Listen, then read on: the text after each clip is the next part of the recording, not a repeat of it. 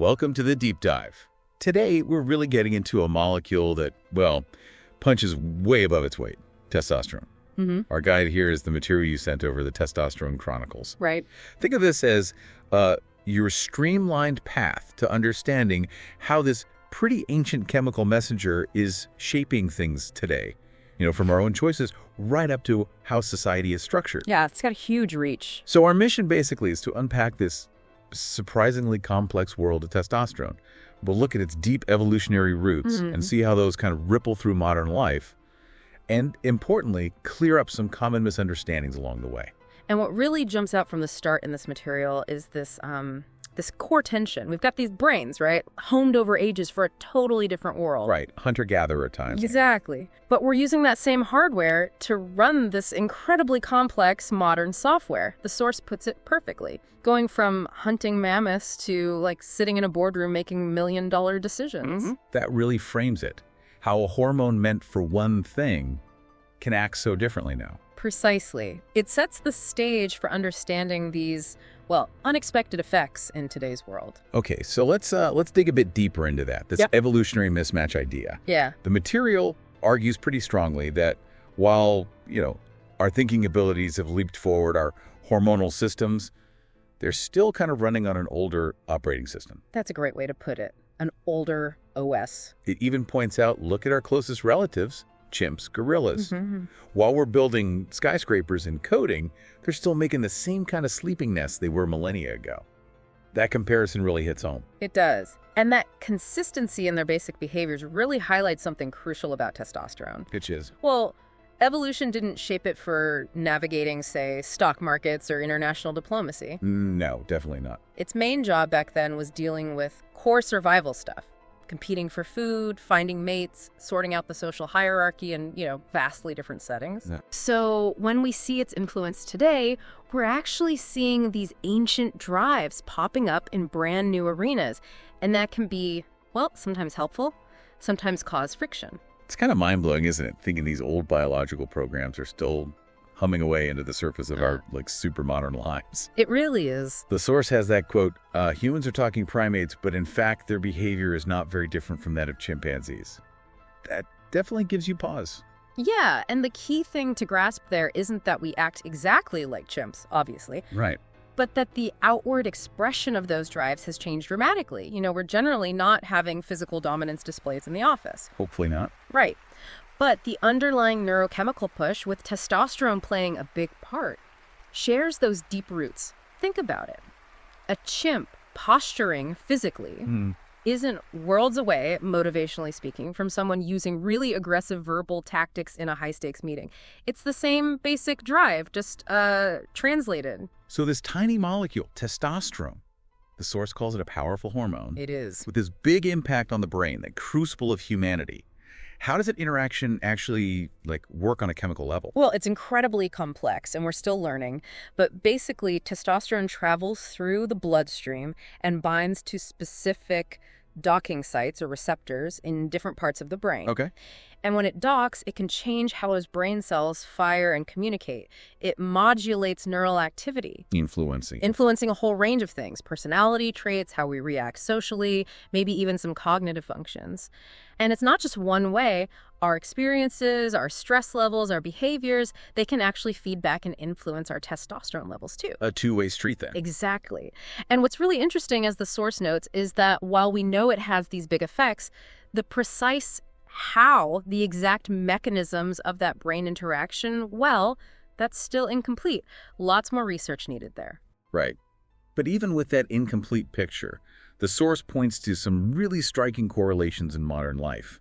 Things like financial trading success, political behavior, even consumer choices. That seems incredibly broad. It is broad, and it really drives home the point that these ancient biological drivers aren't just, relics. They're still subtly nudging our behavior, even in these super sophisticated modern settings. So risk-taking in finance. Potentially, yeah.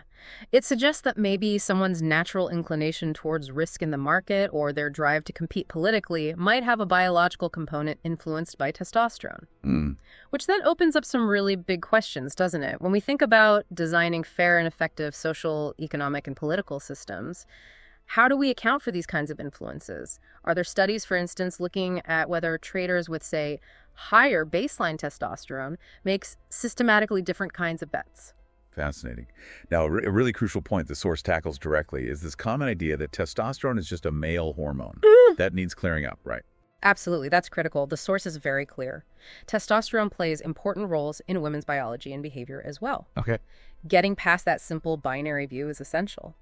We really need to move away from this male-centric lens, as the source puts it, to understand testosterone properly. Because it's more complicated than just male-female levels. Far more complicated. Hormones never work in isolation. It's always this complex dance with other hormones, our environment, social situations, our genetics. Right. So blaming behavior just on testosterone, especially drawing hard lines based on gender, that's a huge oversimplification the source rightly pushes back against. Okay. And just the sheer scope the material covers is pretty amazing. Aggression, war, money, brain function. It underlines how widespread the influence of this single hormone seems to be. Exactly. And what's really insightful is seeing the connections between these areas. It's not like testosterone affects aggression over here, and then something totally separate happens with financial risk over there. Ah, so they're linked. Often, yes. They can be intertwined, reflecting these underlying drives related to things like status, competition, getting resources, all stuff with deep evolutionary importance. Makes sense. So, given what we do know, what does the source say are the biggest remaining questions, the biggest unknowns in testosterone research? Where's the frontier? Well, several key areas. A big one is that really intricate link between testosterone and brain function, exactly how it tweaks brain circuits to influence behavior. That's still quite murky. Okay. Then there's its role in really complex social behaviors. It's just incredibly hard to tease apart the hormonal influence from, upbringing, culture, everything else. The classic nature versus nurture. Precisely. It always comes back to that balance, doesn't it? Yeah. How much is biology, how much is environment? And the source also flags how different cultural and historical contexts shape testosterone's behavioral effects. That's a major area of ongoing work. Plus, the ethical side of medical interventions related to testosterone. Right. Therapeutic uses and things. Exactly. Lots of questions there, too. This feels incredibly relevant to just everyday life. The source mentions practical implications for places like educational settings or the workplace. How might understanding testosterone help there? Well, think about schools. Knowing that hormones might play a role in, say, learning styles or how students approach taking risks or interact socially. That could potentially help tailor teaching methods or create maybe more supportive classroom environments. Interesting. And in the workplace?